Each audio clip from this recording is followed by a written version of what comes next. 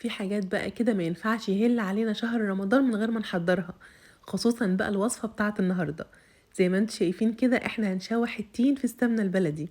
ايوه الوصفة دي يا جماعة انا بعملها كل رمضان وبتفضل عندي في التلاجة كده من اول رمضان لاخره. في الاول كده هنحتاج للفة من التين المجفف، وهنحتاج بلح اسمر لو موجود عندكم، يعني بلح اسمر او بلح رطب. لو مش موجود عندكم بلح يبقى تمر طري.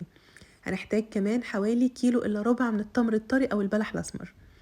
هنجيب بقى لفة التين بتاعتنا ونقطعها كلها لقطع صغيرة زي ما انتوا شايفين كده. وكمان البلح هنفصصه، او لو موجود عندنا تمر طري برضه هنفصصه كده وهنشيل منه النوى. هنجيب بقى اي طاسة موجودة عندنا كده او حلة ونحط فيها معلقة كبيرة من السمنة البلدي. ممكن كمان تحطوا معلقة سمنة ومعلقة زبدة. هننزل على طول بالتين اللي احنا قطعناه. التين هياخد معانا تشويحة كده، يعني هياخد على النار بالظبط حوالي 7 دقايق على نار هادية خالص.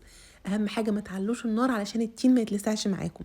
هنقلب التين شوية كده، واول لما تلاقوا ان التين خلاص داخل في التسوية هننزل عليه بقى بالبلح او بالتمر الطري.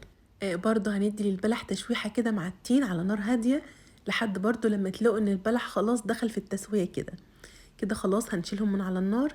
هنجيب بقى طاسة تانية كده ونحط فيها كوباية كبيرة من جوز الهند. وانا هنا مستخدمة جوز هند وسط، يعني مش جوز الهند اللي هو الناعم قوي، لا جوز هند وسط. هنحطه كده في طاسة والنار تكون متوسطة. هنديله تحميصة كده لحد لما ياخد اللون الذهبي ده. هنشيله بقى كده في طبق علشان مش عايزاه ياخد لون اغمق من كده. وفي نفس الطاسة دي ضفت فيها نص كوباية من اللبن البودرة.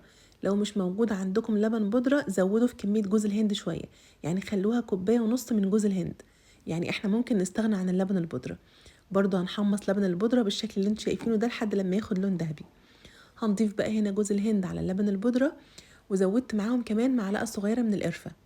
هنقلبهم مع بعض كويس. بعد كده بقى هنجيب المطحنة بتاعتنا ونبدأ بقى نطحن التمر مع التين. مش هنضربهم كتير قوي، انا عايزاهم بس ينعموا شوية. يعني ما نضربهمش لحد لما يكونوا القوام بتاعهم سايل، يكونوا طريين بالشكل اللي انتوا شايفينه ده، يعني مش هنبالغ في الطحن بتاعهم. بعد كده بقى هضيف عليهم جوز الهند مع اللبن البودرة وهقلبهم مع بعض كويس. لو حابين بقى تضيفوا هنا شوية مكسرات او شوية سوداني مجروش، طبعا كل ما زودنا فيها شوية مكسرات كده او شوية سوداني القيمة الغذائية بتاعتها بتكون اعلى واعلى. هنبدأ بقى كده ان احنا نشكلها لكور صغيرة. لو حابين تكتفوا بيها على الشكل ده وتقدموها بالشكل ده حلوة جدا. انا جبت كمان نص كوباية من جوز الهند، وهبدأ بقى ان انا اغلفها بجوز الهند كده. وبس بقى كده قدموها بألف هنا طول شهر رمضان. عايزة اقول لكم بقى حطوها في التلاجة كده في علبة محكمة الغلق، ونطلع منها كده واحدة بواحدة ساعة الفطار. حرفيا يا جماعة مش قادرة اوصف لكم الجمال والقيمة الغذائية بتاعتها قد ايه. ان شاء الله بقى هتجربوها مرة واحدة بس، وانا متأكدة ان انتم مش هتستغنوا عنها طول شهر رمضان. وبس كده خلاص خلصنا، والفيديو بتاعنا النهاردة خلص. يا رب الفيديو يكون عجبكم، واشوفكم على خير بقى في الفيديو اللي جاي. مع السلامة.